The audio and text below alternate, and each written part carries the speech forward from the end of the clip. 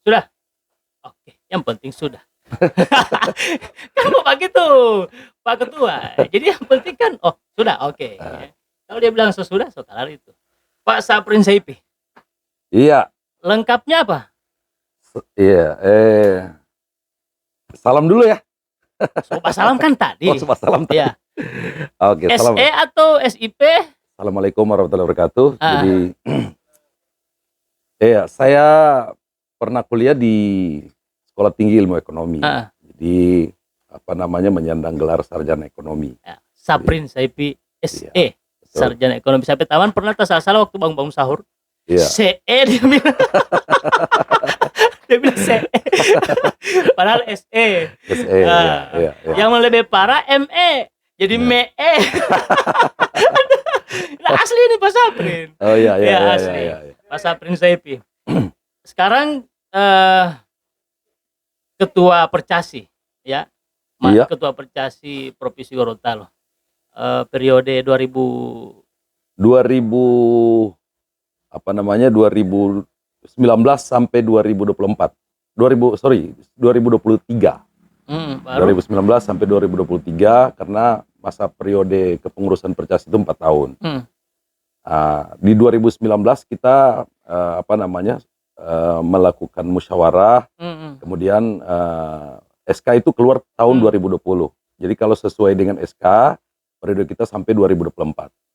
Nah, ya, kalau sesuai SKPB Percasi sampai 2024, dan alhamdulillah bahwa hari ini kita berdiskusi di sebuah warkop yang tempat bermain catur, komunitas catur dan bengkel kopi kan. bengkel kopi. Dan memang ini strategi kita dalam rangka untuk memasyarakatkan olahraga catur ini. Dan lewat komunitas-komunitas di beberapa warkop. Yang paling penting dalam rangka untuk membangun komunitas ini, kita membangun silaturahim. Kenapa? Karena tema atau moto di catur itu adalah gens una sumus. Artinya selamat datang di Gorontalo. Jadi gens una sumus itu orang semua bersaudara. Jadi orang semua satu keluarga. Jadi kita semua satu keluarga. Jadi dengan olahraga kita tidak membedakan etnis, kita tidak membedakan suku, kita tidak membedakan agama dan sebagainya. Yang pasti bahwa olahraga sebagai perekat persaudaraan, persatuan dan sebagainya. Nah, itulah yang kita kembangkan di Percasi, dan yang paling penting insya Allah secara prestasi kita juga sudah mempersiapkan berbagai program. Di periode kemarin yang tahun-tahun kemarin waktu masih Pak Saprin di Ketua Percasi, prestasi catur Gorontalo di tingkat nasional bagaimana?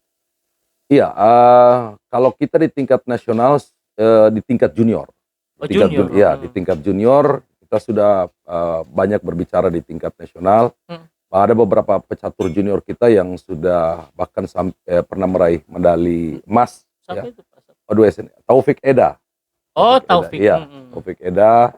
Kemudian juga di O2SN juga pernah berprestasi, ya. Sehingga di tingkat junior. Tapi juga dalam skala senior, memang prestasi secara personal itu bisa dicapai. Di Gorontalo ada kurang lebih 8 orang master nasional. 8 orang master nasional yang sudah bergelar master. Jadi master nasional itu adalah seorang pemain atau seorang atlet catur yang sudah diakui kapabilitasnya gitu. Dia sudah diakui kapabilitasnya dan dia memiliki kemampuan teknis yang secara teoritis itu sudah diakui. Salah satu dari beberapa orang itu Pak Saprin Saipi. Iya, kebetulan saya dengarkan begitu. Iya. Cuma kan belum pernah main dengan saya. Ini catur ini kan mujur-mujuran toh. Belum pernah. Betul. Pak Ustadz Ajis saja main dengan saya. Kalah. Manang dia. Oh, manang dia. Iya, jadi ada beberapa tingkatan. Pengakuan ada levelnya itu. Iya, beberapa pengakuan atau tingkat gelar atau tingkat prestasi secara personal yang diakui di Percasi itu dari Master Nasional, kemudian Master FIDE, kemudian meningkat lagi menjadi Master Internasional, dan sebenarnya ada gelar terakhir Grandmaster. Tapi sebelum menuju ke Grandmaster itu ada namanya norma Grandmaster.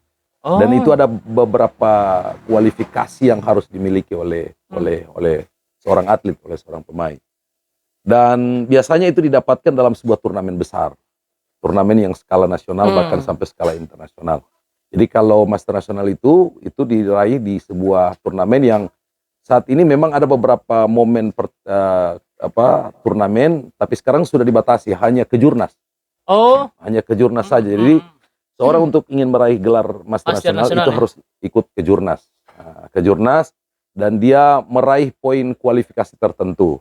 Ada hitungan poinnya? Iya, ada hitungan poinnya. Jadi contoh misalnya, biasanya di dalam setiap pertandingan itu ada namanya babak. Jadi jumlahnya itu ada ganjil, ya, misalnya dari 7 babak atau 9 babak, 11 babak, dan 13 babak. Waktu saya kemarin, contoh, saya alhamdulillah mendapatkan gelar Master Nasional di Batam tahun 2006. Tahun 2006, dan itu kejurnas yang kelima saya ikuti.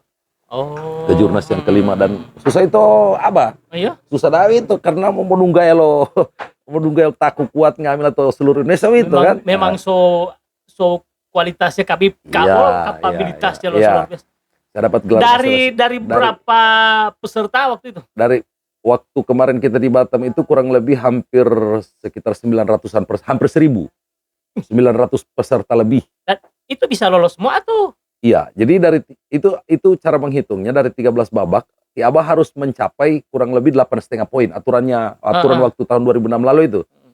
Jadi 8,5 poin. Jadi minimal cuman 4 kali kalah dari 13 babak, ya. 4 kali kalah dari 13 babak. Jadi harus meraih 8,5 poin. Jadi kalau menang 1 poin, kalau draw setengah poin gitu kan.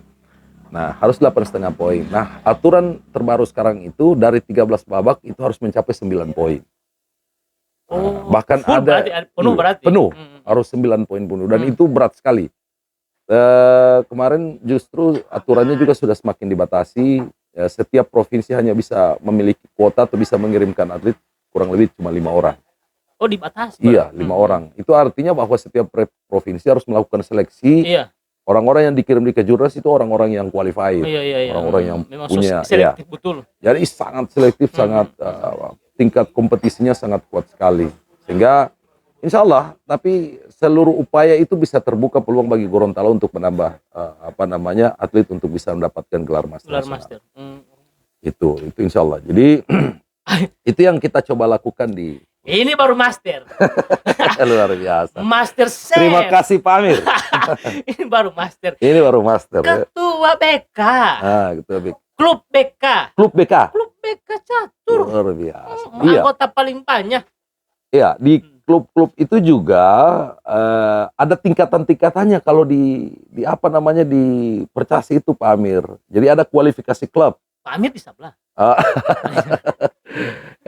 Maksudnya Pak Sapri mau bilang Pak Amir meskipun dia ketua klub kan, tapi dia pengurus kabupaten juga. Jadi kalau klub itu ada kualifikasinya juga. Ada klub yang hanya hobi, klub hobi. Jadi di situ hanya orang berkumpul. Dan komunitas itu hanya, istilahnya. Iya, komunitas dan hanya para hobi saja gitu. Macam saya ini. Ya. Saya hobi nonton kan. Iya. Kan masuk juga di situ komunitas. Iya. Itu baru hobi. Jadi dia sambil minum kopi, kemudian merokok dan sebagainya. Sambil main catur. Ya.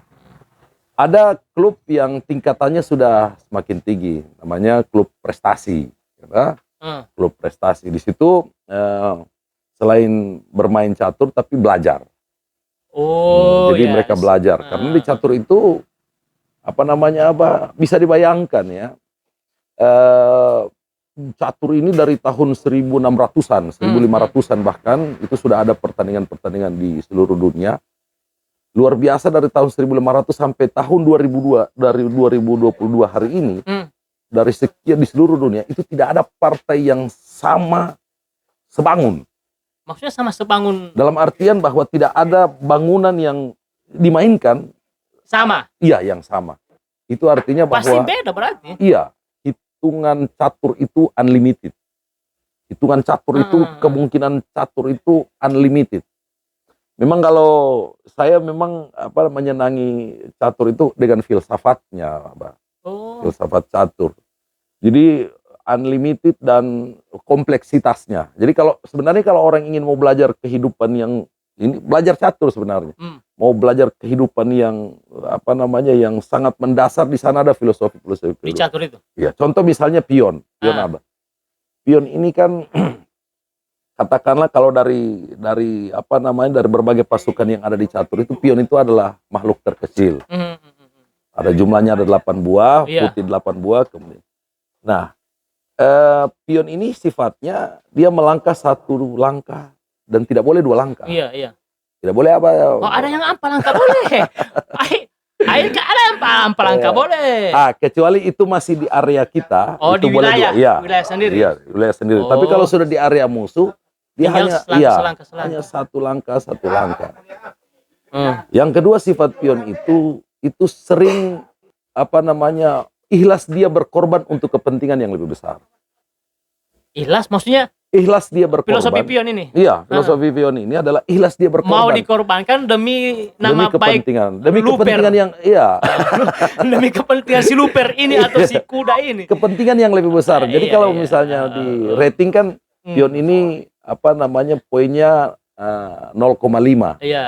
Ya, 0,5, kemudian kalau gajah 2,5, kemudian kuda juga sama 2,5. Kalau benteng 5. Kalau menteri 9. Kalau menteri 9, kemudian kalau raja itu adalah pembagian poin itu nilai. Pembagian nilai. Iya, nilai. Kan bisa juga diibaratkan filosofi kehidupan kan? Betul. Kalau rakyat ya bawa gini kan punya. Betul Abah. Ya, jadi nah, pion ini sifatnya dia walaupun kecil, dia ikhlas berkorban untuk kepentingan yang lebih besar. Dan orang yang sering juga kadang-kadang mengabaikan si pion ini. Kadang-kadang meremehkan dia. Iya. Meremehkan dia, pokoknya padahal sangat dibutuhkan, sangat dibutuhkan. Pantas sangat misalnya kalau macam di politik, percaturan politik. Iya, betul. Jadi ini pasukan yang paling terkecil dan ada di garda terdepan. Tapi pion kan juga boleh minum kopi tuh. Minum kopi dulu. Iya, Amir bilang, kamar cepat minum ini air, DP rasa gaga. Luar biasa ini Pak. Nikmat. Makanya macam orang ti Om Kadir metawa. Kan minum kopi itu menimbulkan melahirkan berbagai inspirasi. Termasuk orang main catur. Jadi itu filosofi baru pion. Iya, itu pion. Jadi dia melangkah satu langkah. Tapi luar biasanya karena betapa kecilnya dia nilainya dan perjuangannya menuju sampai. Nah, ketika dia sudah sampai pada petak yang terakhir. Iya, istilahnya mau pas sekolah ini, mau sekolah. Sekolah jadi katakanlah kalau dia sudah, namanya kalau di catur itu petak promosi. Petak yang dia akan diberi gelar. Karena perjuangannya itu, dia melalui sebuah pertarungan yang sangat luar biasa dan dia bisa lolos sampai di petak terakhir. Maka dia harus dihargai. Perjuangannya harus dihargai. Nah, bentuk penghargaannya adalah dia diminta untuk memilih apapun. Iya. Mau jadi kuda harus jadi perwira, karena dia pangkat. Iya, naik pangkat. Naik pangkat. Nah, luar biasanya keistimewaan dari pion ini ketika dia sudah mencapai perjuangan yang terakhir, penghargaan yang tertinggi adalah silakan dia bebas memilih. Mau jadi apa dia? Mau jadi kuda, mau jadi gajah, mau jadi benteng, mau jadi menteri pun. Tapi luar biasa, luar biasa. Silakan mau jadi gajah, silakan mau jadi pion, silakan mau jadi benteng, silakan mau jadi silakan mau jadi perwira, menteri sekalipun. Tapi ada satu, jangan jadi raja. Itu dia tidak boleh. Iya kan. Nah, kalau kita lihat dari filsafat kehidupan kita bahwa kita ini berbagai macam strata sosial. Kita ada rakyat, kemudian kita ada ada kelompok menengah, kelompok menengah, kemudian kelompok atas, strata sosial yang tinggi, Bahkan berbagai paling profesi tinggi. bahkan. Iya. Ada guru, ada. Silakan Anda mau jadi apapun. Diibaratkan tadi Iya. catur ini ada pion. Betul. Mau jadi apapun, mau jadi kepala sekolah, mau Iya. jadi bupati, mau jadi wali kota, mau jadi gubernur, silakan. Tapi ada satu abang, jangan jadi Tuhan. Iya, Jangan iya, jadi iya, Tuhan, iya. jangan jadi raja. Artinya apa? Bahwa silakan apa namanya kita melakukan perjuangan yang paling tinggi, tapi jangan menjadi Tuhan. Tuhan itu kan berarti sesuatu yang puncak tertinggi yang apa namanya yang memiliki sifat seluruhnya. Artinya bahwa Anda jangan jadi sombong. Iya, oh filosofinya di situ. Iya, jangan jadi sombong. Jangan silakan mau jadi bupati, mau jadi apa, tapi jangan menjadikan diri Anda sebagai seorang yang kategori bahwa memiliki sifat-sifat Tuhan Iya. yang tidak boleh dimiliki oleh. Sehingga melupakan pion-pion yang lain lagi. Betul. Melupakan pion lain dan dia tidak ingat bahwa dia pernah jadi pion kamar. Iya kan? Betul. Itu filosofi Nah itu catur. luar biasa, dan di catur banyak sekali filsafat kehidupan yang kita bisa timba, yang bisa. Yang kedua juga ternyata ada sebuah penelitian bahwa dengan bermain catur itu dapat meningkatkan tingkat IQ, tingkat kecerdasan seseorang. Analisa kan? Betul. Iya. Sama dengan saya analisa permainan bom. Ah. Pak Ketua. Ah. Bom kan Pak Ketua tahu kan? Ya. Analisa dengan saya. Ya. Saya menganalisa, dia permainan Om Kadir maksudnya. Iya. Emang analisa. Hampir 8 nonton saya bisa jadi pintar menganalisa, apalagi bermain kan. Bagi orang yang bermain. Itu untungnya di catur itu, Pak. Jadi meningkatkan IQ. Iya, meningkatkan IQ dan strategi, taktik dan sebagainya. Dan di catur itu ya Anda harus memiliki strategi, Anda memiliki taktik. Karena itu taktik perang. Taktik perang bagaimana memenangkan raja lawan, kan? Bagaimana memenangkan raja lawan, bagaimana menyandra pasukan lawan. Bagaimana menguasai jalur. Iya, bagaimana menguasai medan pertempuran dan sebagainya. Banyak, kompleks, sangat kompleks. Dan itu tadi apa, bahwa dari sekian juta partai yang dimainkan, itu tidak ada partai yang sebangun, yang sama dan sebangun. Itu artinya bahwa berjuta kemungkinan. Dan petak-petak catur itu juga unlimited sebenarnya. Jadi ada cerita bahwa ada seorang raja yang dia melakukan kompetisi. Kemudian lahirlah beberapa orang pemenang, dan pemenang ini diberi penghargaan untuk silakan meminta apapun. Jadi ada yang ingin menjadi seorang perdana menteri, ada yang ingin meminta menjadi seorang perwira, ada yang meminta kawin dengan permaisuri raja ini, dan semuanya dikabulkan. Ada satu orang yang dia meminta dia ambil papan catur, petak catur atau petak 8 ukurannya 8x8, berarti 8 petak ya, 8 petak. Iya. Jadi 64 petak. Syaratnya apa, Bang? Dia cuma meminta tolong diisi petak pertama diisi 1 buah gandum. 1 biji gandum.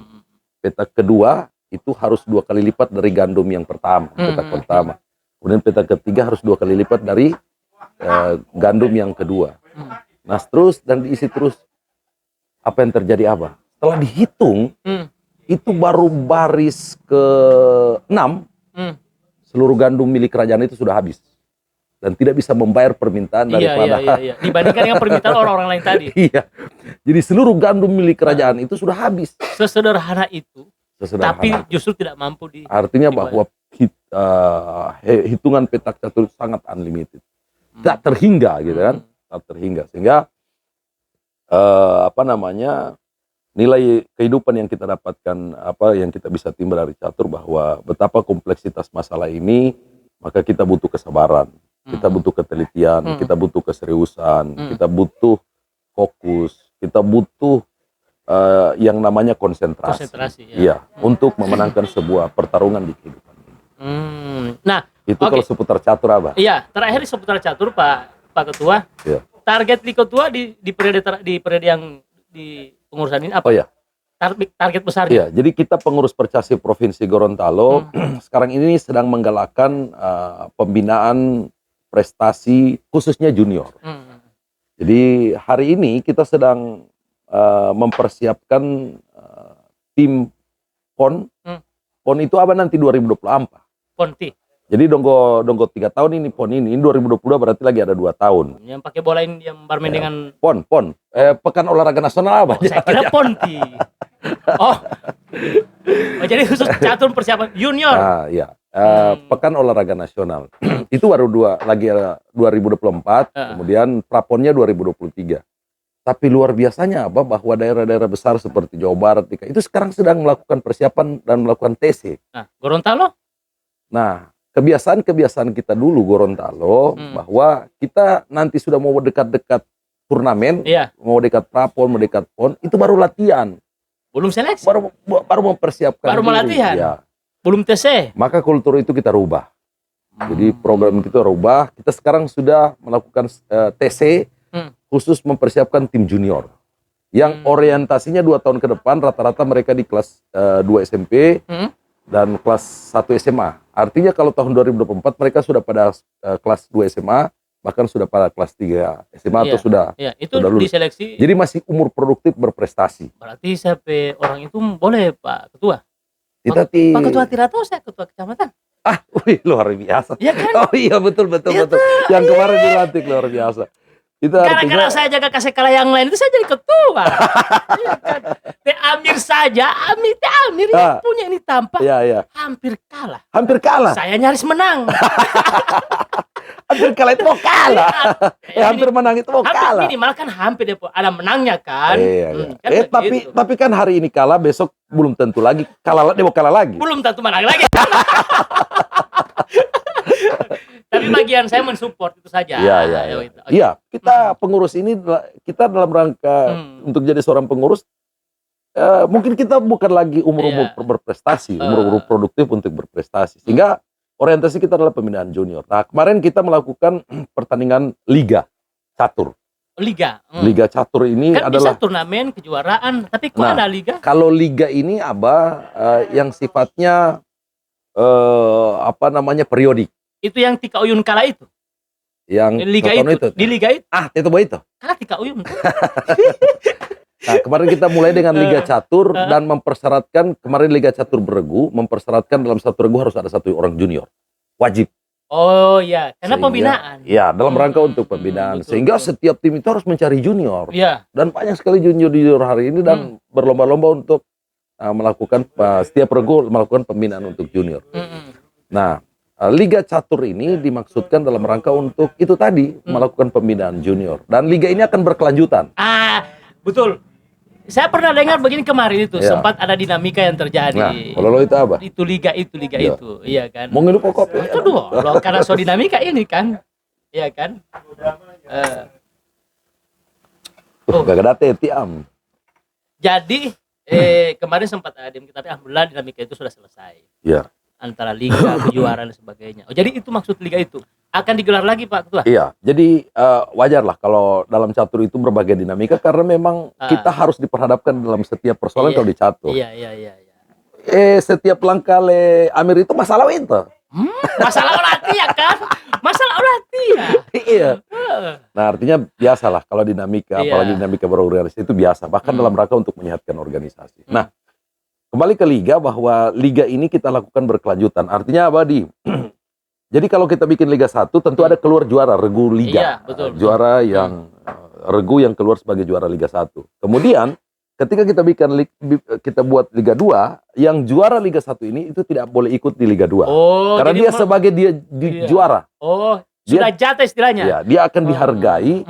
Nanti akan melahirkan juara Liga 2 yang akan dipertarungkan di Liga 2 antara juara Liga 1 dengan Liga 2 untuk melahirkan juara sejati dari Liga 2 itu dari Liga sendiri. 1 dan 2. Iya. Jadi Liga 2 ini akan melahirkan penantang. Melahirkan penantang untuk Liga 1. Nah, ketika dia juara Liga 2 ini, dia belum jadi juara sejatinya Liga 2. Karena masih yang batungnya juara yang Liga 1. Nah, liga akan dipertarungkan, kurang lebih kita akan mainkan sekitar 10 babak. Iya, dan kita fasilitasi. Kita fasilitasi dengan sponsorship dan sebagainya. Dan melahirkan Liga 2. Nah, kalau kita hitung-hitung, saya memperkirakan setiap 4 bulan sekali bikin liga. Berarti dalam 1 tahun itu saya ada kurang lebih 3 kali buat liga. Iya. Berarti kalau 4 tahun masa periode kepemimpinan saya kurang lebih ada 12 liga. Iya, 12 liga. Nah, kita punya 12 regu yang juara. Nah, Tunggu, Liga 2 kapan?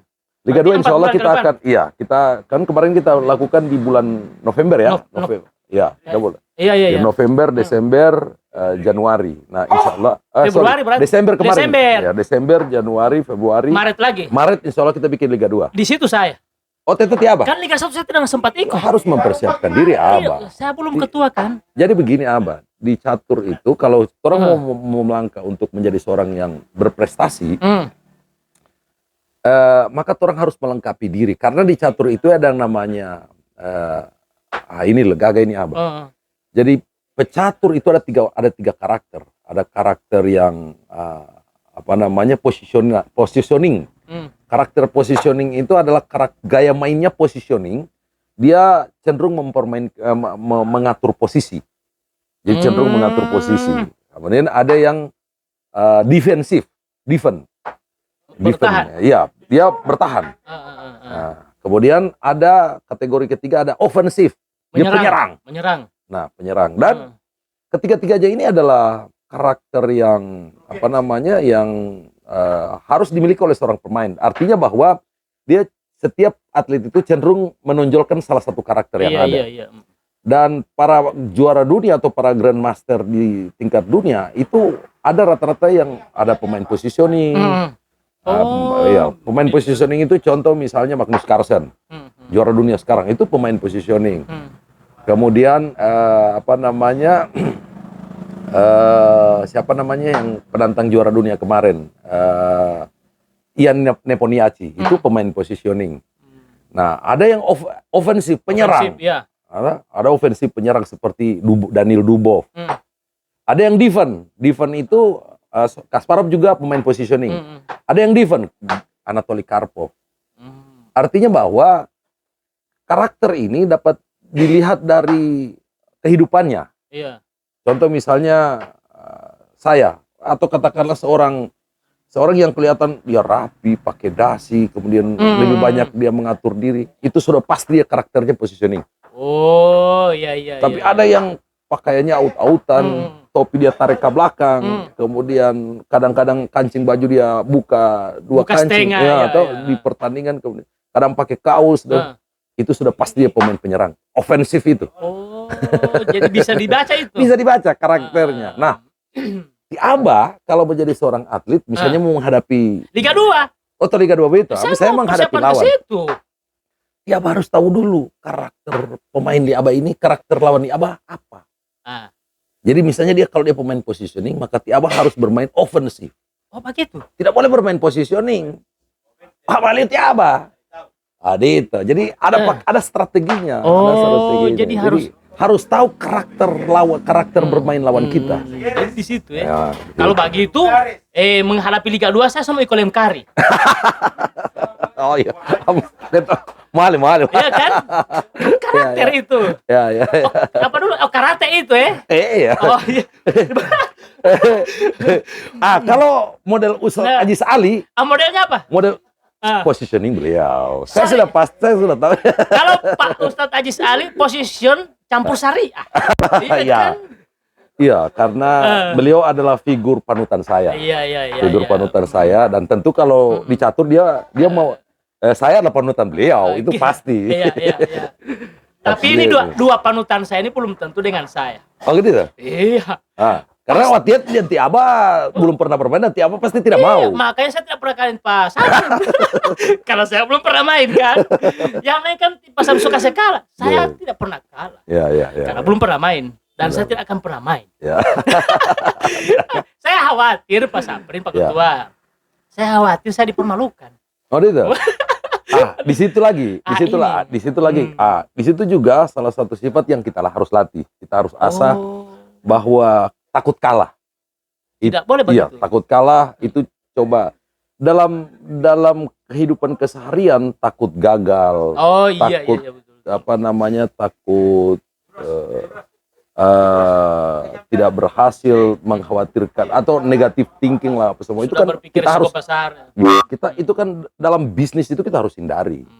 Kita harus optimis, kita harus melihat ke depan, dan kita harus yakin bahwa kita akan bisa menang. Jadi ada mindset yang kita bangun dalam pikiran kita bahwa kita optimis untuk memenangkan pertarungan ini. Oh iya. Itu yang harus. Jadi tiap aja mali jamu itu mau pulau kalah. Tidak boleh takut. Tidak boleh takut. Oke, jadi target besar di kepengurusan ini kan cuma 2 periode, Satu periode. Dua periode. Saya hari ini memang pernah saya memimpin Percasi secara definitif itu periode 2 periode sebelumnya. 2 periode sebelumnya. Nah, kemudian hari ini saya terpilih secara definitif lagi karena tidak boleh 3 kali berturut-turut, dan bisa dipilih lagi untuk kedua kalinya. Nah, terakhir jadi itu target kita adalah PON.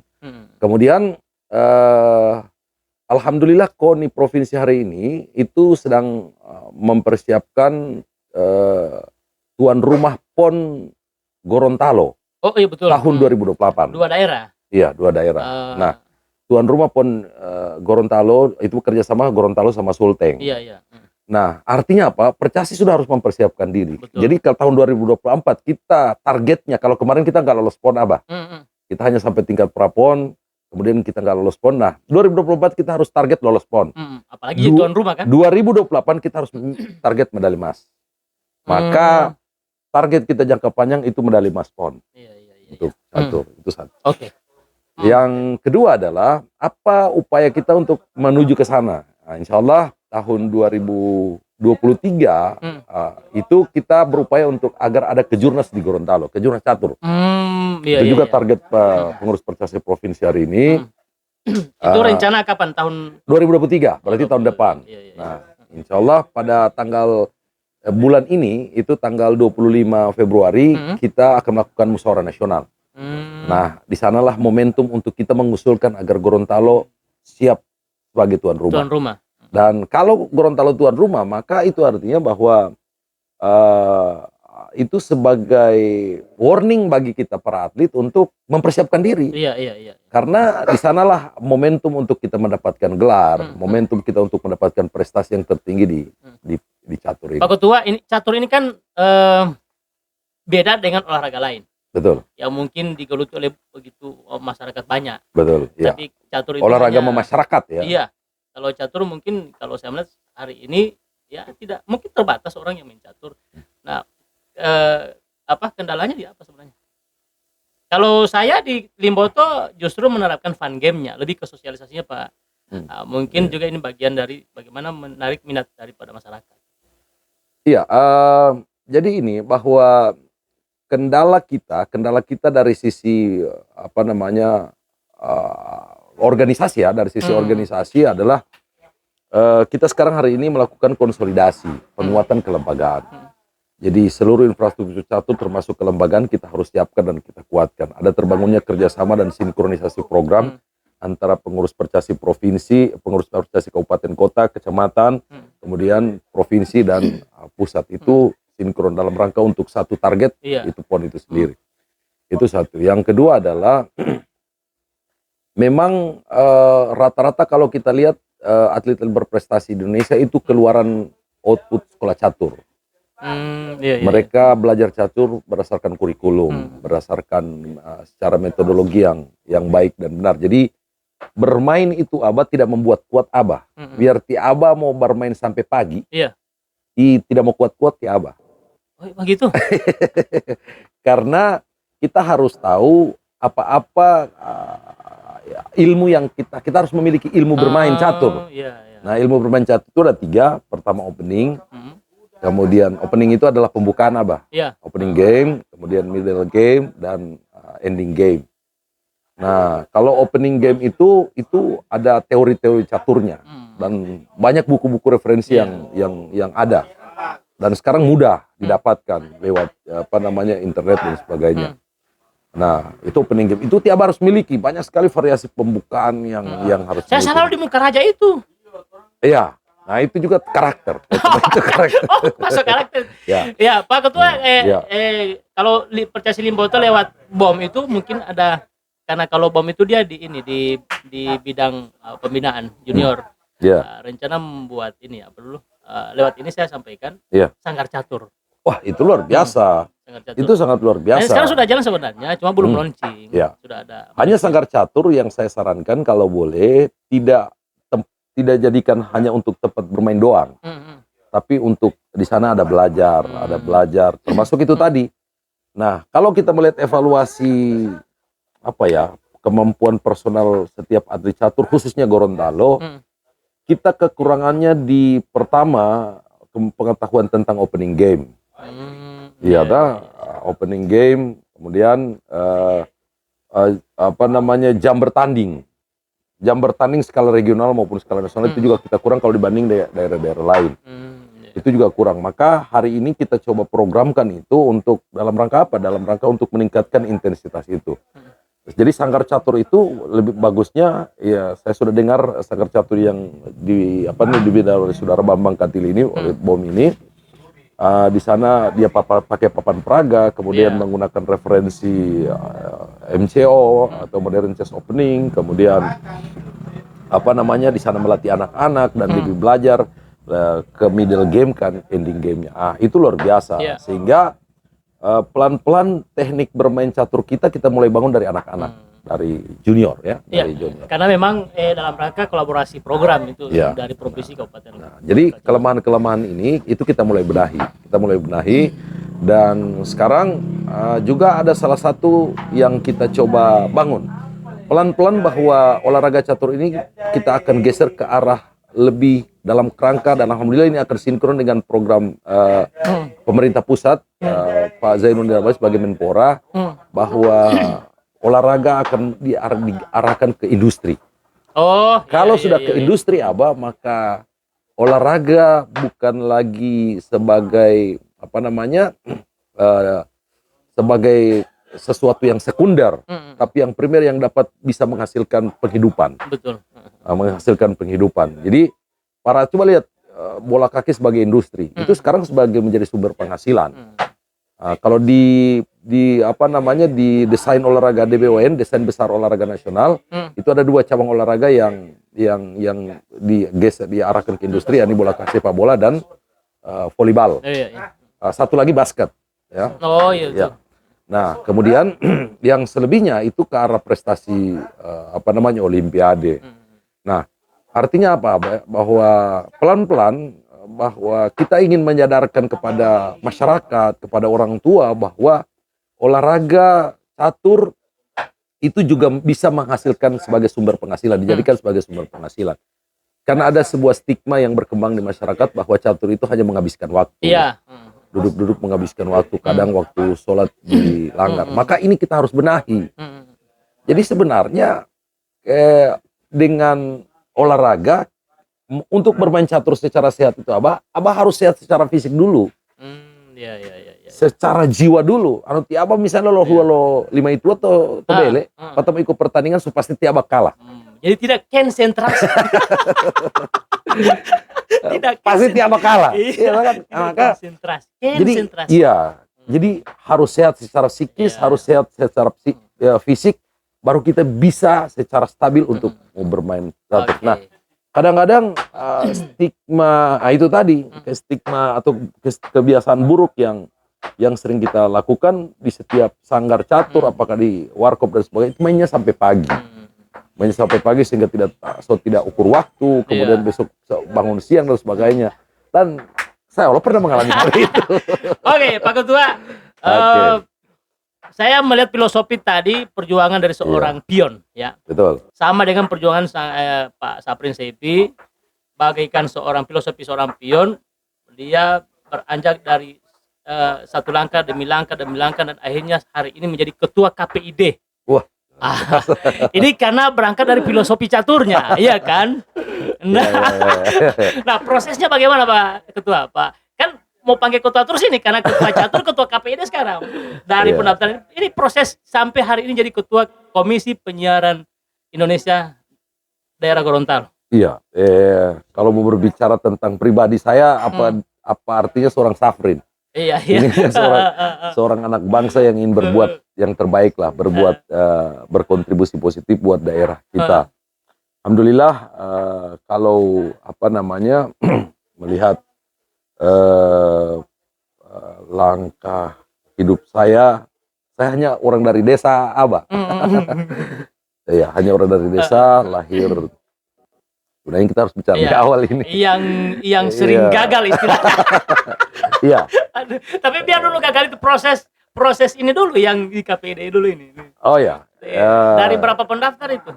Oh ya, di KPID, alhamdulillah kemarin kita, kalau nggak salah, saya nggak tahu berapa jumlah yang pasti, kurang lebih 100 lebih ya. Ketika peminat untuk mendaftar KPID oleh tim seleksi, kemudian oleh tim seleksi ditetapkanlah kurang lebih sekitar 48 orang untuk dari seleksi berkas ya. Iya, seleksi berkas kurang lebih 48 orang ya kalau nggak salah. Nah kemudian kita melewati ujian kompetensi, ujian pengetahuan, ujian psikotes, kemudian wawancara, kemudian presentasi. Presentasi visi dan misi apa yang harus kita lakukan di KPID. Dari sana lahirlah 21 orang. Oh, jadi disaring lagi? Disaring lagi. Jadi dari 48 yang lulus berkas, kemudian jadi 21 orang. 21 lagi. Nah, harusnya kalau kalau kebiasaan ya, tapi sebenarnya undang-undang memungkinkan itu. Kebiasaan itu biasanya 2 kali lipat, 2 kali lipat dari jumlah yang dibutuhkan, 14 orang. Tapi tim sel kemarin memutuskan 21 orang, jadi 3 kali lipat. 21 orang dan 21 orang disodorkan ke Komisi 1 DPRD Provinsi. Karena dalam undang-undang itu, bahwa dalam Undang-Undang 32 tahun 2002 tentang penyiaran, KPID itu diseleksi oleh DPRD Provinsi, diuji fit and proper test kita oleh DPRD Provinsi. Komisi 1? Oleh Komisi 1, oleh Komisi khususnya Komisi 1, dan lahirlah 7 orang kita sebagai komisi komisioner KPID Provinsi Gorontalo, 7 orang. Dan dari 7 sana kemudian kita melakukan rapat internal, rapat pledo, dan melakukan pemilihan struktur KPID. Struktur KPID, alhamdulillah saya dipercaya sebagai ketua KPID Provinsi Gorontalo. Luar biasa. Itu tapi, karena filosofi dari catur tadi kan. Tapi sebenarnya gini Abah, bahwa kenapa saya tertarik bergabung di motivasinya KPID? Apa? Betul. Saya pernah ditanya oleh salah satu anggota DPRD Provinsi, Pak Irwan Mamesa, dalam waktu fit and proper test, kenapa Anda tertarik jadi KPID? Saya bilang bahwa saya tertarik karena KPID sebagai lembaga independen, lembaga negara yang independen, yang merupakan representasi perwakilan masyarakat, khususnya bidang penyiaran. Artinya bahwa KPID ini DPRD-nya masyarakat, khususnya di bidang penyiaran, melakukan pengawasan. Nah, di sana saya tertarik merepresentasikan aspirasi masyarakat, mewakili aspirasi dan mengakomodasi kepentingan masyarakat, khususnya ke penyiaran, agar masyarakat ini teredukasi, terwakili ke aspirasinya, kemudian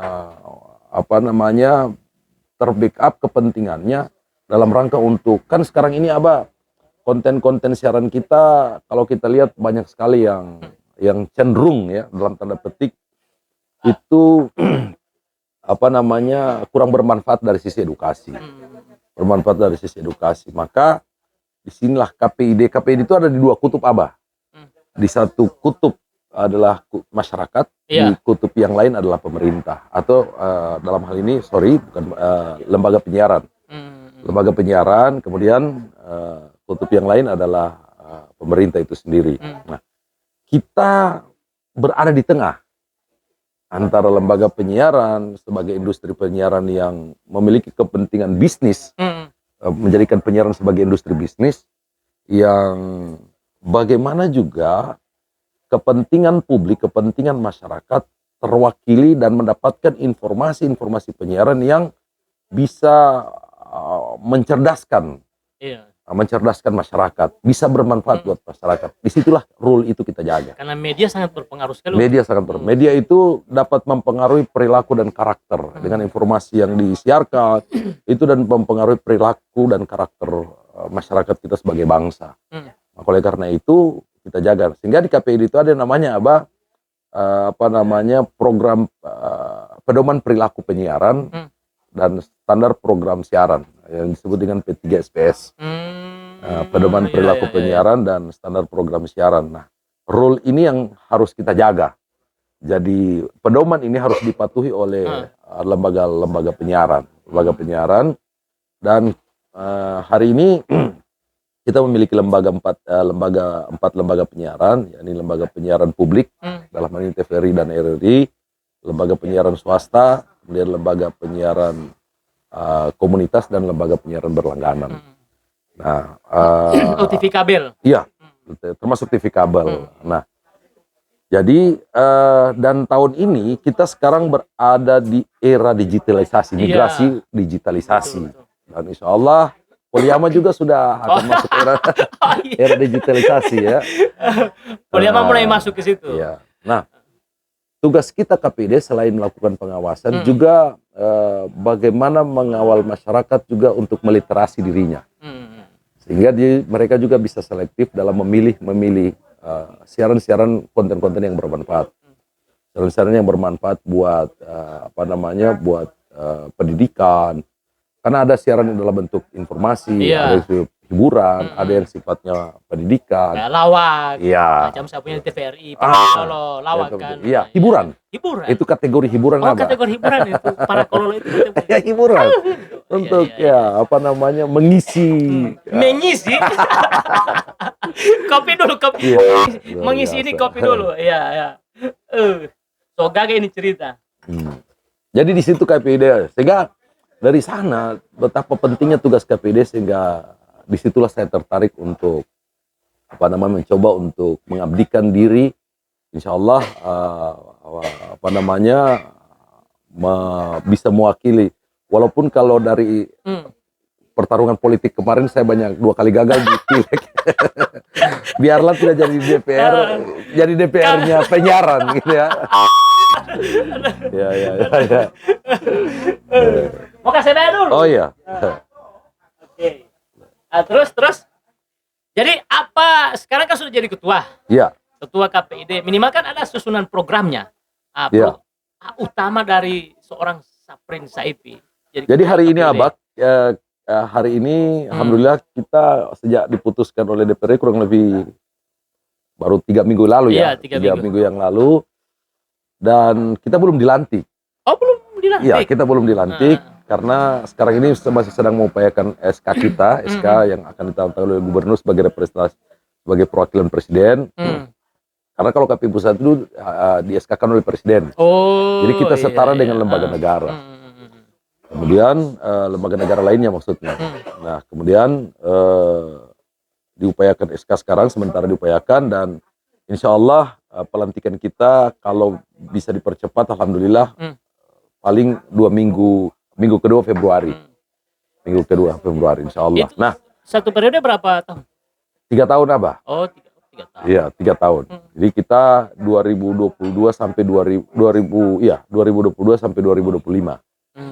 2022 sampai 2025, dan dari sana kita akan melakukan rapat pleno untuk penyusunan program. Cuma yang pasti bahwa banyak persoalan-persoalan yang harus kita tuntaskan di KPID, dan dari kemarin waktu saya pertama kali tampil di RRI, banyak sekali harapan-harapan yang dititipkan kepada kami sebagai lembaga KPID, dan harapan itu harus kita wujudkan dalam bentuk aksi yang betul-betul memuaskan masyarakat. Iya, salah satu contoh persoalan. Salah satu contoh persoalan bahwa, maaf, ini kan lembaga penyiaran. Kan mumpung dengan ketua KPID kan sekarang. Kan? Salah satu problema yang sampai dengan hari ini belum dituntaskan, betapa banyak lembaga penyiaran kita yang belum memiliki izin. Banyak. Iya, banyak Abah. Kurang lebih data sebenarnya kita belum miliki, tapi problema izin dari lembaga penyiaran ini dan lembaga-lembaga penyiaran yang melakukan siaran, yang melakukan penyelenggaraan penyiaran, itu banyak yang belum memiliki izin. Entah saya tidak tahu kalau masalah kemarin apa, cuma yang pasti itu salah satu persoalan yang kita harus tuntaskan hari ini. Dan sejak 2002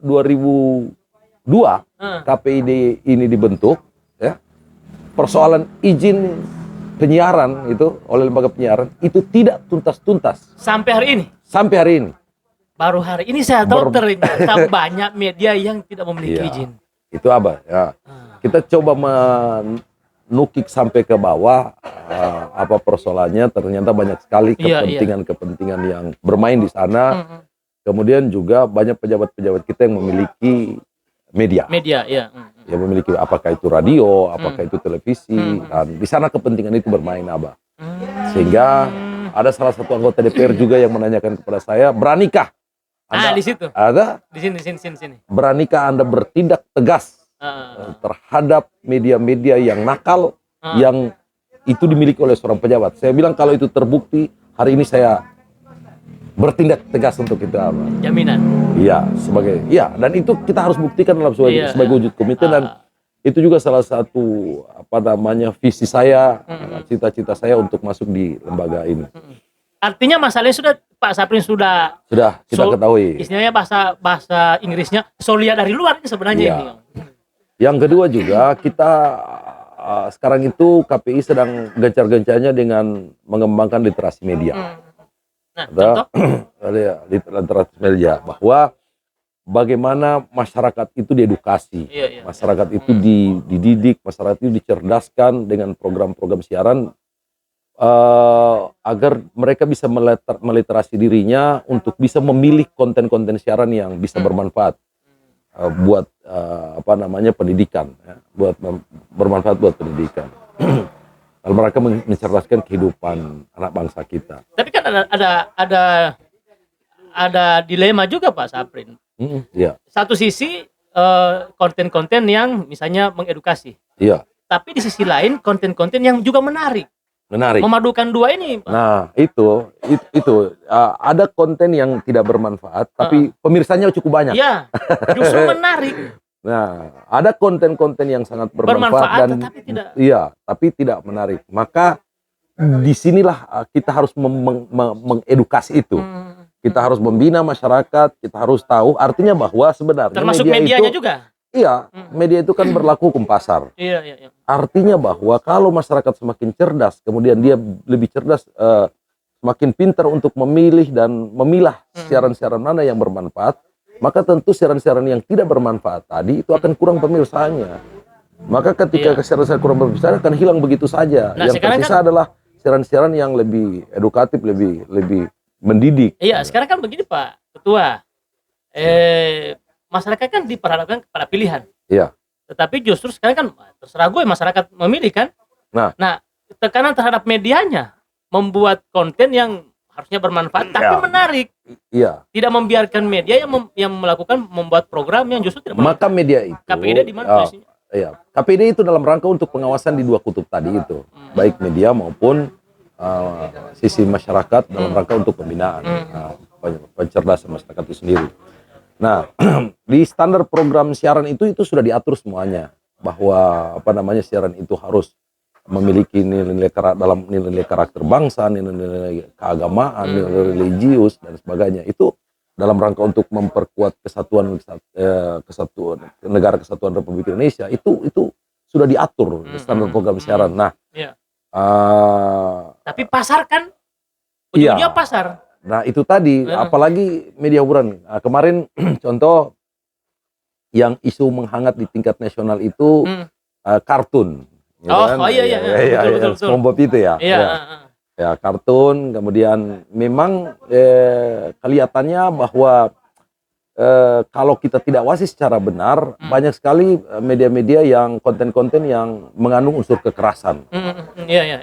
Mengandung unsur kekerasan. Meskipun dia hanya kartun. Iya, pesan-pesan yang disampaikan itu bagaimana cenderung tidak memiliki unsur kekerasan terhadap anak, terhadap perempuan, apalagi kekerasan dalam rumah tangga.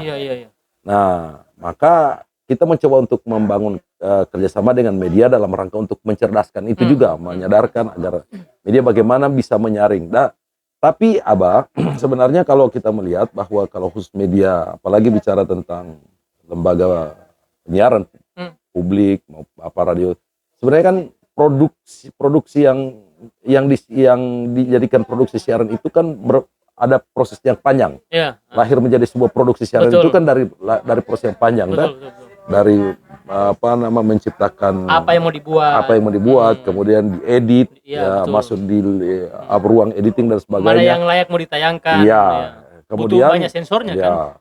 Kemudian juga sebelum diproduksi itu ada macam-macam seleksi apakah itu sesuai dengan standar program siaran itu sendiri.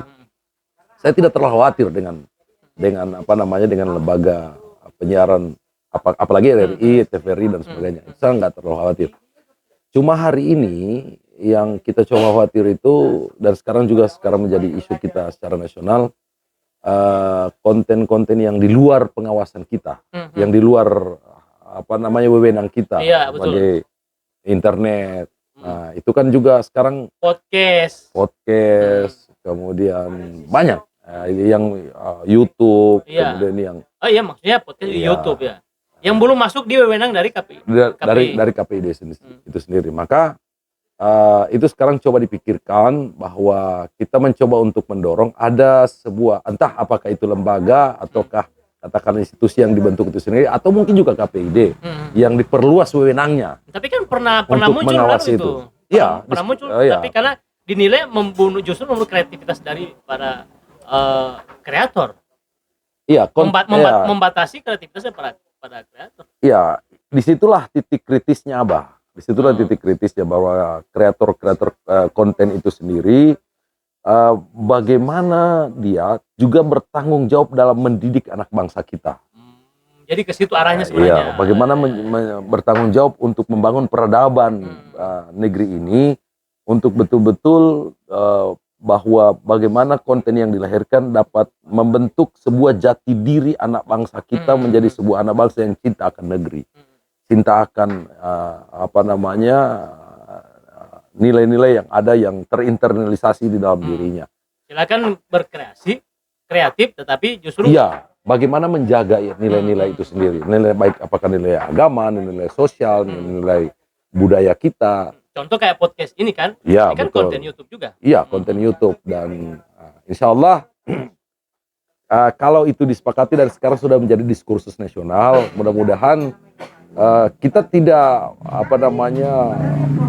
memaksa bahwa harus KPD yang mengawasi. Yang pasti bahwa karena ini juga dalam bentuk konten siaran, dalam konten yang diterima. Media, pasarnya juga masyarakat iya, kan? pasarnya juga konsumennya adalah masyarakat. Tentu ini juga dapat mempengaruhi sangat besar mempengaruhi perilaku masyarakat. Lagi era digital. Maka ini juga harus diawasi, Abah. Entah itu oleh lembaga yang dibentuk oleh kita berkepentingan untuk mewakili masyarakat, untuk mewakili komunitas yang lebih besar dari sisi konten-konten siaran ini untuk lebih mengedukasi.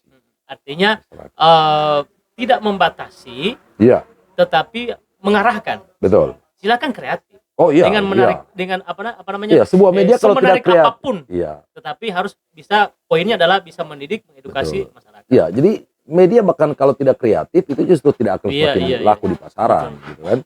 Nah, tapi bagaimana kreativitas itu dibungkus untuk menjadi sebuah media yang betul-betul memiliki nilai edukasinya, memiliki nilai produktivitasnya, memiliki nilai untuk lebih membangkitkan rasa semangat kita, semangat bernegara kita. Iya. Karena saya pernah tadi Pak Ketua sempat singgung kartun tadi itu. Iya. Saya juga sempat sering menonton kartun yang dari dulu sampai sekarang SD terus. Tidak pernah naik kelas. Itu kan. Mau baca filmnya kan tidak mungkin kan, tidak etis kan. Betul. Cuma dari dulu sampai sekarang seberapa puluh tahun masih SD. Mungkin lupa apa? Oke. Ya, tadi di awal Pak Ketua sebelum masuk ke KPID, Pak Ketua sempat bilangkan seorang dari masyarakat biasa yang juga sering mengalami kegagalan, dari dunia politik juga gagal. Akhirnya sekarang tidak gagal, tidak ada yang gagal. Cuman jadi sebenarnya tidak ada yang gagal, yang ada adalah orang yang tidak mau berhenti dan bangkit, orang yang tidak mau bangkit dari sebuah proses dari kegagalan tadi. Yang kemarin-kemarin itu. Jadi sebenarnya kegagalan itu tidak ada yang gagal dalam hidup ini. Yang ada adalah yang gagal itu ketika dia mau berhenti. Yang ada adalah apa namanya, orang yang mau bangkit dari kondisi apapun, sehingga dia memulai sesuatu yang baru. Bukan gagal itu ya? Bukan gagal itu. Jadi gagal itu justru sebagai vitamin produktif kita dalam rangka untuk meraih langkah berikutnya, kan? Boleh juga mainnya. Jadi saya tidak menganggap bahwa itu sebuah proses kehidupan, Dua kali mencalonkan diri. Dua kali mencalonkan diri di provinsi atau kabupaten? Saya provinsi kemarin. Ya. Kemarin hampir duduk. Macam tadi saya hampir menang itu. Hampir duduk ya. Waktu itu dengan suara yang sangat representatif. dari partai apa waktu itu? Saya kemarin di Partai Hanura. Ya, dengan suara yang cukup representatif. Dan apa namanya, itulah ya, ternyata nyaris duduk. Nah, kemudian menguji nasib lagi itu di Partai PKS. Iya, saya menganggap bahwa awalnya saya aktivis Golkar kemarin dari awal untuk memulai karir politik itu di Partai Golkar, di DPD 2 Golkar, dan terus membina karir politik. Ya, kemudian terjadi konflik internal yang cenderung tidak sevisi dengan visi politik saya. Ya, sehingga saya memutuskan untuk memilih kendaraan yang lain. Iya, hijrah. Dan bertarung lewat Partai Hanura.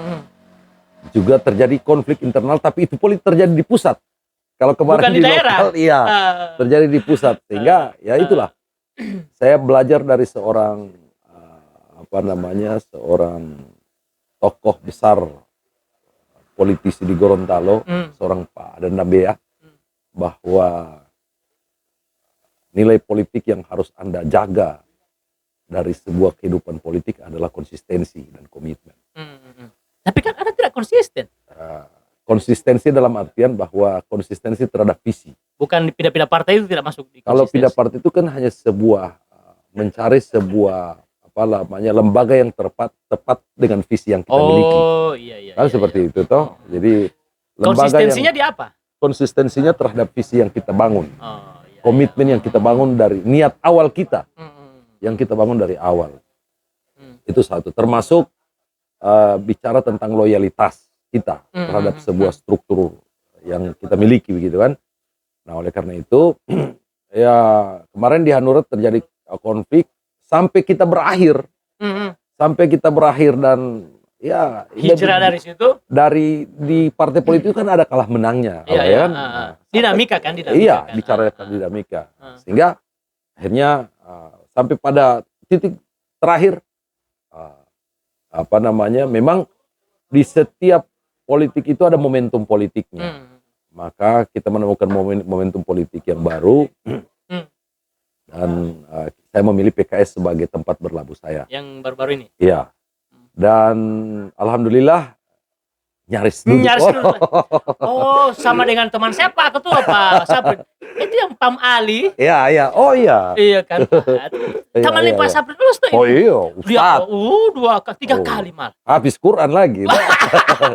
Nah, kalau beliau saya lihat orang yang paling konsisten dari sisi kalau saya tahu persis integritasnya. Saya tahu persis integritasnya. Itulah kenapa saya mengidolakan beliau. Pantas. Saling mengidolakan pantasan. Makanya nyaris. Iya. Bukan nyaris sebenarnya.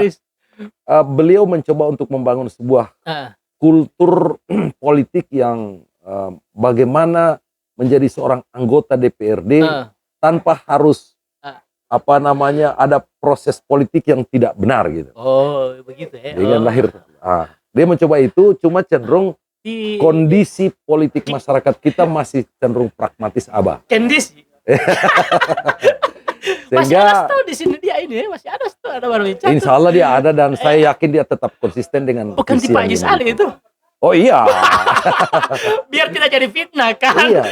Bayangkan karena saya mengidolakan konsistensi dia. Setiap ada momentum ceramah yang saya miliki, agenda-agenda, saya undang beliau.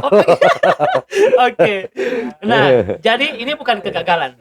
Oh enggak. Ya, tidak ada kata gagal dalam bertarung, tidak ada kata gagal dalam berjuang. Yang ada adalah bahwa kita harus bangkit lagi untuk melakukan sesuatu yang Iya. lebih produktif lagi, lebih maju Iya. lagi gitu. Ketika belum berhasil Iya, bangkit lagi. jadi kalau bangkit dalam lagi, bangkit. pakai apa namanya, ini luar biasa ini kalau diskusi santai seperti ini. Jadi kalau pakai istilah tentara itu, kebetulan bapak saya ini tentara Pak. Oh iya. Jadi bapak saya tentara dan saya apa namanya dididik dengan kehidupan setengah tentara gitu ya. Iya, Jadi anak tentara. bahwa apa namanya, tidak ada tentara yang terlatih. Yang adalah tentara yang selalu berlatih. Jadi tidak ada tentara yang terlatih, yang ada tentara yang selalu berlatih. Selalu berlatih. Ya. Oh, Ini iya. berarti memberi sebuah pelajaran kepada kita bahwa tidak ada proses kehidupan yang berhenti atau katakanlah gagal. Yang ada adalah proses kehidupan yang terus kita membangun sebuah, ketika sudah tercapai visi yang kecil, kita bentuk lagi visi yang baru. Iya. Kita bentuk lagi sampai menuju pada visi yang besar. Jadi sebenarnya bicara tentang impian, dream, tentang cita-cita, itu kita bangun dari sebuah dream yang kecil. Dan untuk konsisten terhadap dream itu. Iya. Oh ternyata anak tentara Pak Saprin. Iya. Saya sampai orang tua almarhum, Iya. papa saya, Letjen. Legend. Iya. Anu Letjen kan Letnan Jenderal. Iya. Maijen Jenderal Iya. kan. Iya. Wow, apalagi lain ini. Saya Tetjen. Legend. Tetjen. Mau itu apa? Tetangga jenderal.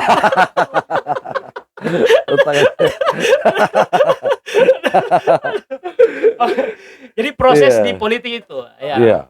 Akhirnya tidak. Yang pasti bahwa kita harus belajar. Tapi alhamdulillah. Sekarang sudah tidak di partai. Oh tidak, karena memang syarat untuk menjadi seorang KPID itu adalah dia minimal 4 tahun terakhir tidak berpolitik. Oh iya. 4 tahun terakhir tidak berpolitik dan KPID kan nanti sekarang waktu itu berhenti dari partai politik mungkin tidak ada partai politik yang sama visinya dengan pikiran Pak Saprin.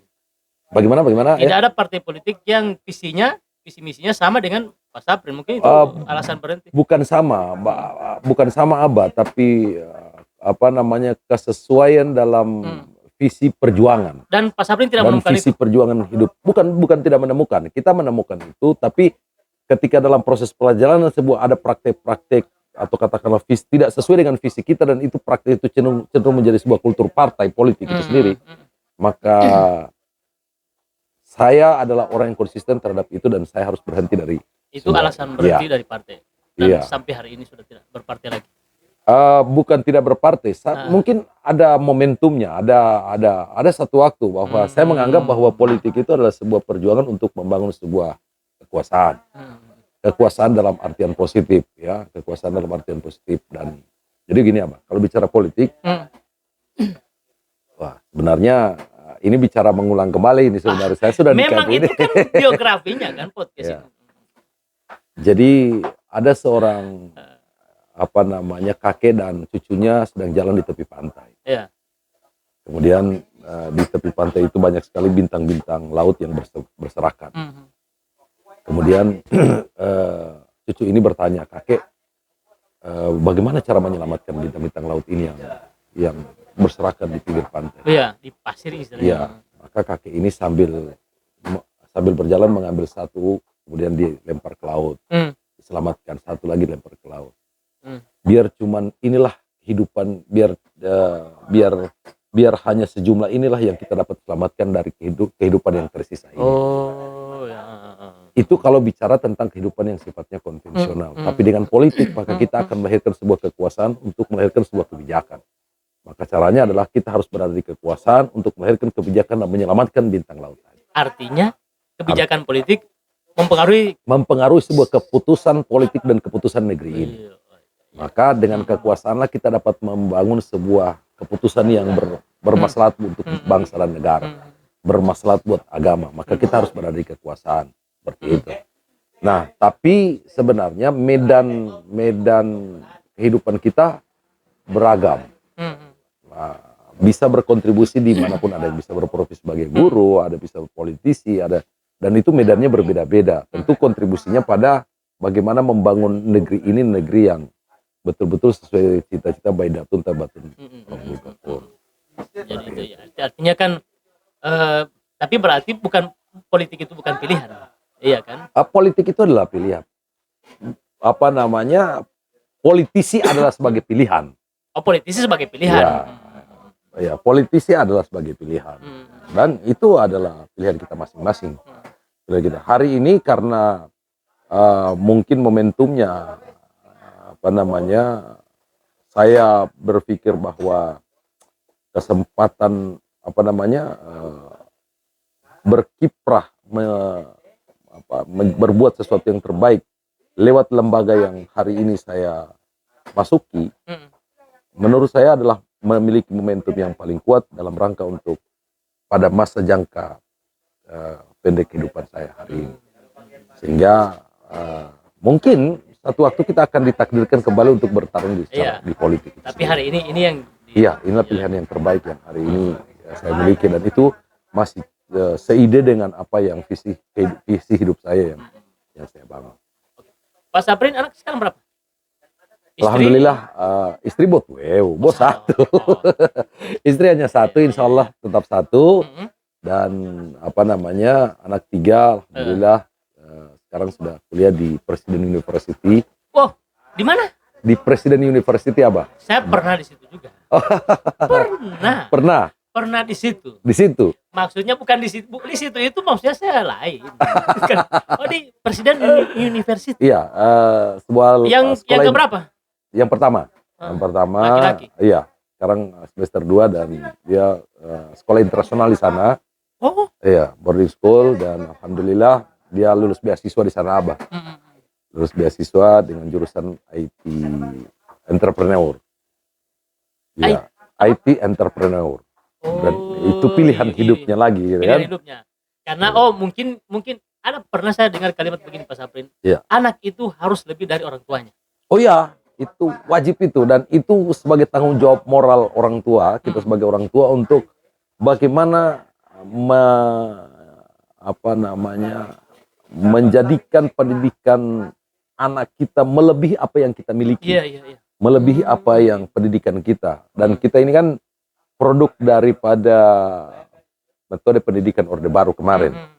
Dan hari ini kita, gitu kan? Iya, betul. Hari ini kita. Dan insya Allah setelah kita harus lebih baik lagi. Pendidikan hari ke depan hari ini sudah berubah, dan bagaimana kita mencoba untuk mendidik anak-anak kita untuk melebihi apa yang kita dapatkan hari ini. Yang tua itu, yang tua.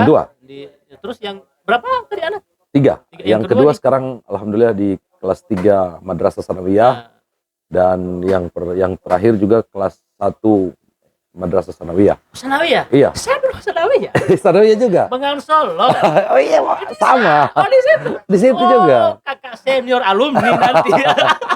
Iya, dan basicnya anak pertama juga dari sana di Madrasah Sanawiyah. Dan mereka dari sekolah lab sama-sama, sekolah laboratorium. Dan apa namanya, saya memandang bahwa untuk menyekolahkan anak kita pada pendidikan konvensional, maka kita harus bentuk karakter anak dulu, memiliki karakter yang kuat dari sisi agama. Maka pendidikan agama atau institusi pendidikan agama ini sebagai sekolah yang saya anggap adalah salah satu sekolah yang bisa merepresentasi untuk memberikan pendidikan karakter dan bisa menjadi bekal dia untuk menimba pendidikan yang secara konvensional. Makanya tiga-tiganya dari sana. Ya, tiga-tiga dari sana. Pak Saprin dulu, kalau saya ikuti referensi perjalanan hidup Pak Saprin itu, saya pernah luar biasa ini. Iya kan. Redaksi Potli Abah. Luar biasa. Iya kan. Iya. Saya pernah baca Pak Saprin Saip itu dulu pernah gelut di bidang MLM. Iya. Tapi juga hampir tidak berhasil juga, berhasil. Berhasil. Kan tidak ada kata gagal dalam proses ini. Hanya tinggal bagaimana membangun mindset kita untuk memaknai apa itu gagal. Oh iya betul. Ya kan, kalau kita merasa bahwa gagal hari ini adalah sesuatu yang kita harus berhenti, maka sebenarnya kita mundur. Bahwa proses kehidupan ini harus dilalui. Dan alhamdulillah kemarin karena saya orang basicnya ekonomi, maka saya menganggap bahwa bisnis itu adalah sesuatu yang sesuatu yang penting untuk kita bangun dalam rangka. Tapi sebenarnya kan ini adalah sebuah pilihan juga. Waktu kemarin saya di mahasiswa kemarin, setelah lepas dari perguruan tinggi, kita menjadi seorang aktivis. Di mana? Saya alumni UG, Universitas Gorontalo. Oh, sama orang kalau begitu. UG lagi, banyak kesamaan ternyata. Iya, tapi saya 9 tahun. Hah? Tiap tahun berapa tahun tiap sarjana? 8 tahun. 8 tahun. Padi Heli. 4 tahun. 4 tahun. 4 tahun. Idealnya itu 4 tahun 4 tahun baru saya. jadi seorang sarjana. Tapi saya idealnya 9 tahun. Oh iya. Karena itu tadi bahwa Saya 4 tahun, ini 9 tahun. Iya, betul. Karena saya berbanyak Jiwa bisnis. Bukan. Kemarin saya lebih banyak menjadi seorang aktivis mahasiswa. Oh iya. Banyak bergelut di keorganisasian sehingga melupakan kuliah. Iya. Melupakan kuliah, alhamdulillah ya hampir DO sebenarnya, hampir drop out. Ya, saya menganggap bahwa kuliah adalah salah satu proses untuk kita menyelesaikan pendidikan. Tapi yang paling penting bagaimana kita menjadikan sebuah pendidikan perguruan tinggi itu untuk bisa lebih berkontribusi kehidupan kita untuk meningkatkan kualitas berpikir kita sebenarnya. Oh iya. Membangun jati diri. Iya, membangun jati diri dan kalau kita meminjam bahasa Bung Rocky Gerung bahwa sarjana itu hanya sebagai tanda kita pernah sekolah. Oh iya, betul. Bukan berarti bahwa kita pernah berpikir. Hanya tanda pernah sekolah. Iya. Nah, di sanalah 9 tahun dan ketika selesai menjadi seorang aktivis, berjibaku dengan berbagai berbagai kehidupan, apakah itu di bidang pemberdayaan. Saya juga pernah di bidang pemberdayaan. Bahkan saya pernah ditawari. Saya pernah ditawari untuk menjadi seorang PNS, ditawari oleh seorang pemimpin daerah. Ditawari sebagai menjadi PNS. Menjadi seorang PNS. Saya pernah ditawari menjadi seorang PNS, bahkan diminta ijazah saya untuk dijadikan seorang pemimpin kepala daerah. Iya. Siapa sih Saprin Saifi waktu itu? Seorang pemimpin daerah menawarkan dia sebagai PNS. Iya. Apa yang dilihat dari Pak Saprin waktu itu? Ya, kebetulan abah saya di jalan. Jadi banyak turun demo. Iya, banyak turun demo, banyak menyuarakan hal-hal yang bagaimana memperjuangkan aspirasi rakyat. Bagaimana mendorong demokrasi ini semakin lebih kuat. Dan waktu itu kan masih zaman kita masih produk Soeharto kemarin, banyak sekali sumbatan-sumbatan demokrasi yang coba kita perjuangkan, dan itu kita banyak turun ke jalan. Sehingga ada seorang kepala daerah almarhum Yahya Kanasib ya, yang pertama kali beliau dilantik menjadi Bupati Pohuwato. Saya diajak ke mobilnya karena saya mungkin banyak berdemo. Iya. Dia bilang, daripada ente banyak baterai di jalan, mana tuh ijazah? Semoga saja nggak jadi seorang PNS. Bikin pusing istilahnya, bukan? Iya, saya menganggap bahwa tidak. Tapi bukan untuk membungkam kan itu? Tidak, tidak. Ini adalah mungkin bagian karena saya banyak karena dinilai banyak mengkritik ya, banyak berdiskusi dengan beliau. Ya, karena banyak sangat dekat lah dengan beliau sebagai orang tua saya juga, saya anggap orang tua saya. Tapi meskipun dekat, kritik kalau misalnya. Oh iya, karena beliau bupati, yang kita kritik adalah jabatannya. Iya, betul. Yang kita kritik kekuasaannya gitu kan. Nah, kemudian dia minta saya ditawari untuk jadi seorang PNS, dan saya minta agar itu diberikan kesempatan kepada orang lain. Ditolak? Iya, saya berikan kesempatan di kepada orang lain. Di zaman itu orang sekolah tujuannya jadi PNS. Menjadi PNS. Pak Saprin Saifi menolak. Iya. Alasannya? Disitulah visi hidup gitu kan. Pilihan. Iya, disitulah visi hidup. Nah, alasan itu menolak apa? Waktu itu saya menganggap bahwa bapak saya tentara, ibu saya seorang kepala sekolah TK. Mungkin kalau guru-guru yang angkatan tahun 70-an, 80-an, 90-an itu mengenal ibu saya, Ibu Jaura Masyur, itu mengenal ibu saya, kepala sekolah TK Mawar 2 di Tuladenggi ya. Kurang lebih ada sekitar 28 tahun kepala sekolah TK. Seorang PNS dan kami hidup dari sana. Ya lah. Kami tahu kehidupannya dan sebagainya. Gaji seorang kepala sekolah TK? Kita tidak bicara gaji. Kita tidak bicara gaji, kita tidak bicara apa namanya. Yang pasti bahwa kalau dalam konteks karena visi saya seorang ekonom gitu ya, bahwa untuk menjadi seorang yang besar dengan bisnis yang besar, Anda harus menjadi sesuatu yang besar dengan pekerjaan yang besar. Sehingga jadi gini PNS Abah, bukan sesuatu yang besar? ini bicara pilihan hidup saja. Iyalah, apa namanya, tanpa mendiskreditkan itu. PNS adalah sebuah profesi yang sangat mulia. Tapi ini kembali lagi ke pilihan hidup. Ke visi hidup, ya kan? Visi hidup. Saya menganggap bahwa untuk memulai sesuatu yang besar, Anda harus memulai dari sebuah gagasan yang besar. Dan menurut saya PNS bukan pilihan yang tepat untuk mengusung gagasan yang besar itu sendiri. Bagi gagasan, gagasan visi hidup saya yang besar gitu kan. Maka saya memilih bahwa PNS bukan sebuah lembaga yang tepat bagi diri saya. Mungkin bagi yang lain tepat gitu ya. Sehingga memilih menolak. Ya, memilih menolak. Saya ingin menjadi seorang aktivis saja. Bahkan saya menjadi seorang pebisnis. Tapi waktu ditawarkan sebagai menjadi PNS waktu itu, saya waktu itu sedang membangun bisnis. Enggak, maksudnya orang tua tidak sempat tahu informasi. Tahu, dia tahu. Bahkan saya didorong untuk menjadi seorang PNS. Saya didorong untuk menjadi seorang PNS. Ya. Tapi pada saat itu mulai membangun bisnis. Iya. Artinya kan untuk memulai sesuatu yang besar, Anda harus jangan berpikir kecil. Anda harus berpikir besar. Iya. Big thinking, berpikir besar.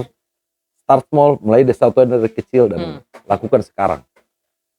Ya, kita berpikir yang besar dengan gagasan yang besar, ide yang besar, tapi kita harus mulai dari yang kecil. Yang kecil, ya. Sesuatu yang kecil tapi dengan ide yang besar, dengan lompatan yang besar. Dan yang harus dilakukan memulai. Lakukan sekarang ide itu, jangan pernah menunda ide itu. Iya, artinya jangan banyak berpikir. Iya. Banyaklah melangkah. Iya, banyak melangkah. Karena memang sukses itu di wilayah langkah. Di wilayah praksis, di wilayah praktek, bukan di wilayah berpikir. Sukses itu bukan di wilayah ide, sukses itu bukan di wilayah gagasan, tapi sukses itu di wilayah aksi. Tapi untuk sukses, Anda harus memiliki ide. Anda harus memiliki gagasan. Ide yang besar, gagasan besar. Maka menurut saya PNS bukan tempat yang tepat saat itu bagi saya. Karena sementara merintis bisnis apa waktu itu? Sehingga berani untuk menolak. Iya, saya membangun koperasi saat itu. Bahkan saat itu saya sempat memiliki karyawan kurang lebih ada 27 orang. Koperasi Insan Cita, mungkin Tiaba masih pernah, mungkin Tiaba pernah dengar ya, koperasi dengan karyawan 27 orang dengan omset saat itu sudah sangat besar. Pada saat itu berapa waktu itu? Boleh ratus juta? Boleh lebih. Iya, lebih. Dalam ukurannya saya waktu itu memiliki karyawan kurang lebih 27 orang. Dan beberapa bidang usaha yang ada, termasuk TV kabel. Saya memiliki TV kabel waktu itu ya. Bahkan jaringan pertama di Limboto ini itu perusahaan saya atau koperasi saya yang buka. Nah, saya mencoba untuk membangun bisnis.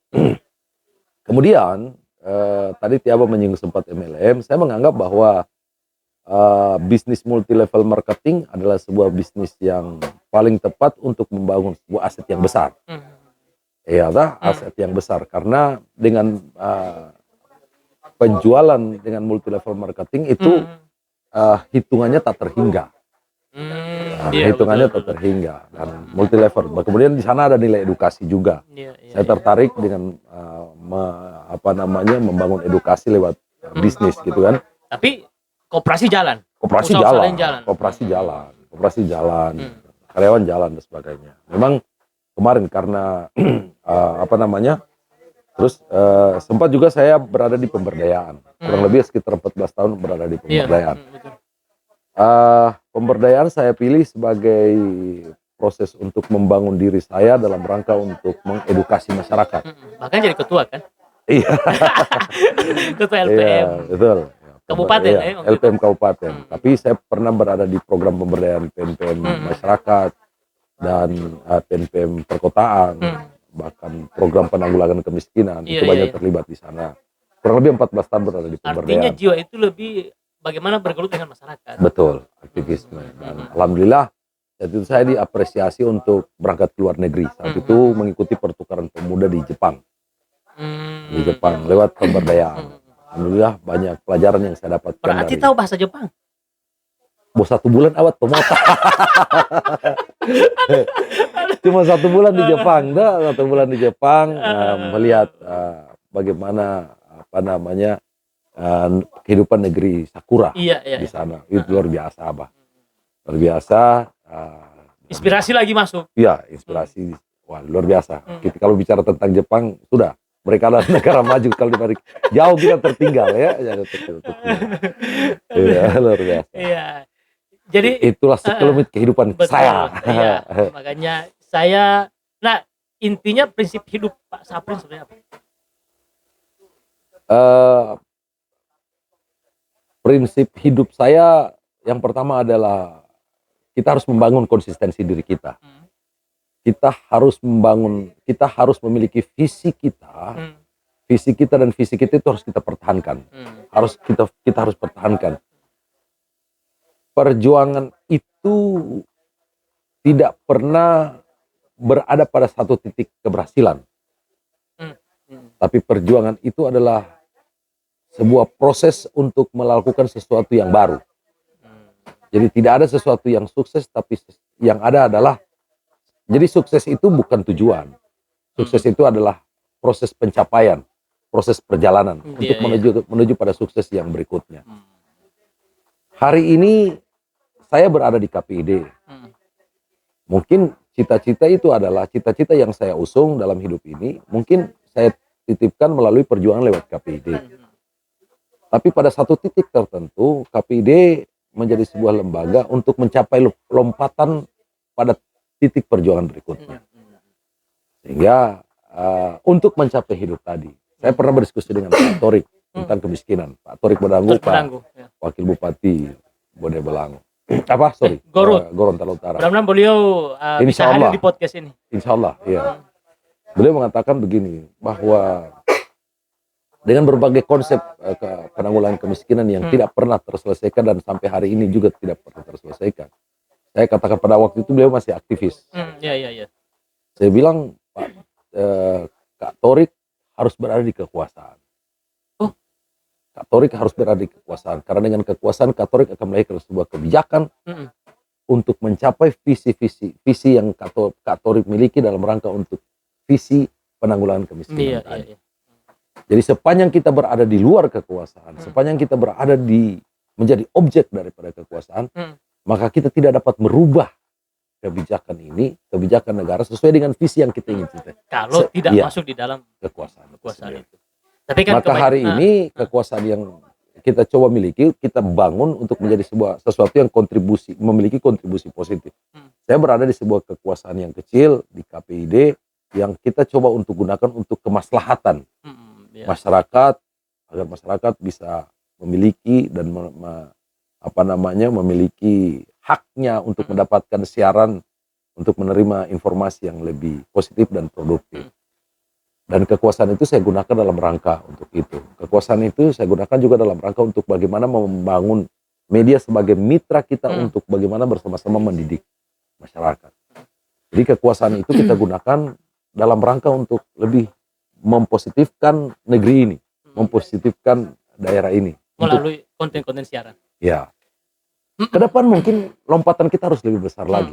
Bagaimana berpikir skala daerah, bagaimana skala regional, bahkan sampai skala nasional. Oke. Itu yang harus kita tanamkan, dan yang paling penting adalah konsistensi dalam perjuangan. Nah mudah-mudahan saya yakin Pak Saprin bukan orang yang ketika di luar sistem begitu beraninya mengatakan saya akan merubah di situ, tetapi tidak terpengaruh oleh sistem. Oh ya. Karena tidak disitulah konsistensi juga, itu, disitulah konsistensi itu. Jadi mencoba, katakanlah misalnya begini, kalau semua ini hitam, Abah, biarlah saya sendiri berada pada satu titik putih yang kecil untuk mencoba untuk membangun, Iya. berbuat sesuatu yang terbaik. Menjadi beda dari warna hitam itu. Iya. Titik kecil, tapi Kalaupun nampak semuanya lebih. hitam dan itu tidak bisa dirubah, Hmm. biarlah saya berada satu titik, membuat titik yang kecil dan itu dicatat oleh sejarah. Oke. Sejarah negeri ini, sejarah daerah ini, bahwa ada seorang anak bangsa berbuat sesuatu yang terbaik buat negeri ini dan daerah ini. Oke. Dan jangan diatur oleh sistem. Karena kita yang mengelola sistem itu. Iya. Oke. Iya. Pak Saprin, Luar terima biasa. kasih sudah hadir. Wah, 3 pertanyaan yang tidak perlu ada penjelasan. Iya. Hanya jawaban singkat. Oke.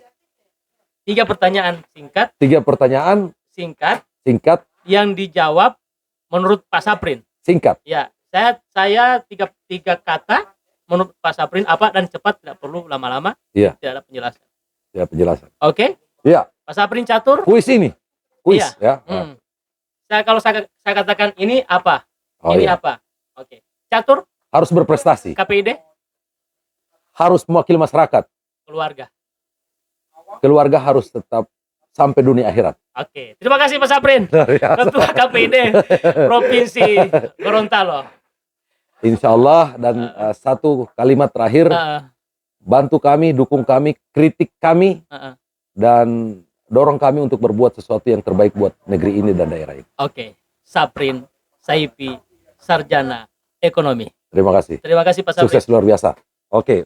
Luar biasa. Assalamualaikum warahmatullahi wabarakatuh. Guru, saya mau cari pati guru dulu. Mau Iya, pakai iya, seperti iya. kamera.